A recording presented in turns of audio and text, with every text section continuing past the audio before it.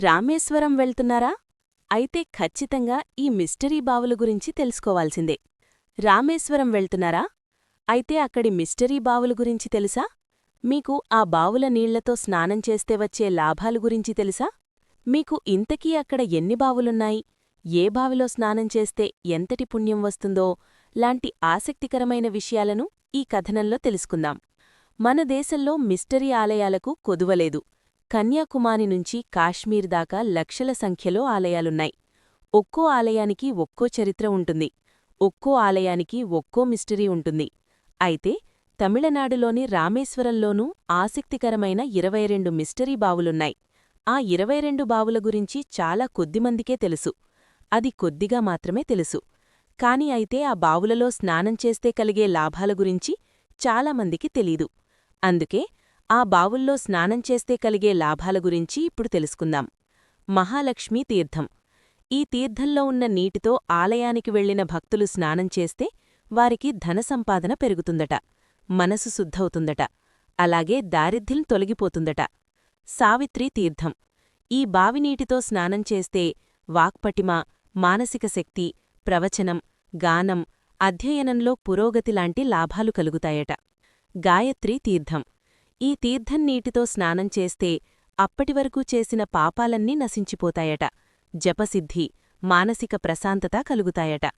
సరస్వతీ తీర్థం. ఈ బావినీటితో స్నానం చేస్తే విద్య, కళలలో అభివృద్ధి కలుగుతుందట, మాట, జ్ఞానం పవిత్రమవుతుందట. సేతుమాధవ తీర్థం. ఈ తీర్థం రామసేతు వైభవానికి సూచికగా చెప్తారట. ఈ తీర్థంలో స్నానం చేస్తే కుటుంబ సమైక్యత, శుభకార్యసిద్ధి లభిస్తాయట. గంధమాధన తీర్థం. ఈ తీర్థం నీటితో స్నానం చేస్తే దేహ పవిత్రంగా మారిపోతుందట, శరీర సంబంధిత వ్యాధులు తగ్గిపోతాయట, అలాగే మనసుకు శాంతి లభిస్తుందట. గవాక్ష తీర్థం. ఈ బావినీటితో స్నానం చేస్తే ఆ ముక్కోటి దర్శన భాగ్యం సులభంగా అవుతుందట, అలాగే గ్రహదోషాలు నివారించబడతాయట. నళతీర్థం. ఈ బావినీటితో స్నానం చేస్తే నళమహర్షి కృప లభిస్తుందట, అలాగే పెళ్లికానివాళ్లు పెళ్లిళ్లవుతాయట, కుటుంబంలోనూ ఐక్యత కలుగుతుందట. నీళ్లతీర్థం. ఈ తీర్థం నీటితో స్నానం చేస్తే ధైర్యం, శౌర్యం పెరుగుతాయట. శంఖతీర్థం. ఈ బావినీటిలో స్నానం చేస్తే విష్ణుప్రసాదం లభిస్తుందట, అలాగే సంపూర్ణ శాంతి, భయనివారణ లభిస్తాయట. చక్రతీర్థం. ఈ తీర్థం నీటిలో స్నానం చేస్తే సుదర్శన శక్తి లభిస్తుందట, అలాగే పాపనాశనం, కష్టనివారణ కలుగుతాయట. బ్రహ్మహతీ విమోచన తీర్థం. ఈ బావినీటిలో స్నానం చేస్తే బ్రహ్మహత్యా దోషం కూడా భస్మమవుతుందట, కొత్త ప్రారంభాలు విజయవంతమవుతాయట.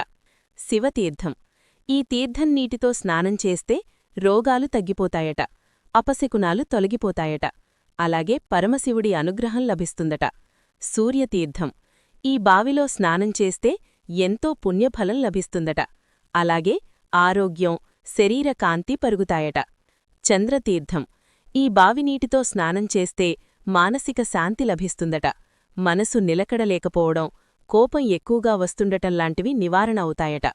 గంగాతీర్థం. ఈ తీర్థజలంతో స్నానమాచరిస్తే సంస్కార శుద్ధి జరుగుతుందట, అలాగే జీవితంలో శుభప్రదమైన పనులు చేస్తారట. యమునా తీర్థం. ఈ బావినీటితో స్నానం చేస్తే మీకున్న దరిద్రాలన్నీ పోతాయట, అలాగే శాంతి చేకూరుతుందట. గోదావరి తీర్థం. ఈ తీర్థం నీటితో స్నానం చేస్తే మీ శక్తి రెట్టింపవుతుందట, అలాగే మీకు దీర్ఘాయుష్యు పెరుగుతుందట. సరస్వతీ తీర్థం. ఈ తీర్థజలంతో స్నానమాచరిస్తే సంస్కార శుద్ధి జరుగుతుందట. నర్మదా తీర్థం. ఈ బావిజలంతో స్నానం చేస్తే మీ శక్తి డబులవుతుందట, అలాగే అప్పుల బాధలు తొలగిపోతాయట. సింధు తీర్థం. ఈ తీర్థంలో స్నానం చేస్తే మీరు తలపెట్టే పనిలో ఎదురయ్యే విఘ్నాలు తొలగిపోతాయట. కోటి తీర్థం. ఈ తీర్థంలో స్నానం చేస్తే త్రిభువన శక్తి వస్తుందట, అలాగే అన్ని బావుల్లో స్నానం చేసిన పుణ్యఫలం కూడా ఈ తీర్థంలో స్నానం చేయడం వల్ల వస్తుందట. ముఖ్య గమనిక: పైన తెలిపిన వివరాలు కొందరు నిపుణులు వివిధ శాస్త్రాల్లో పేర్కొన్న అంశాల ఆధారంగా అందించినవి మాత్రమే. వీటిలో అన్నింటికీ ఆధునిక శాస్త్రీయ ఆధారాలు లేకపోవచ్చనే విషయాన్ని పాఠకులు గమనించాలి. దీన్ని ఎంతవరకు విశ్వసించాలనేది పూర్తిగా మీ వ్యక్తిగత విషయం.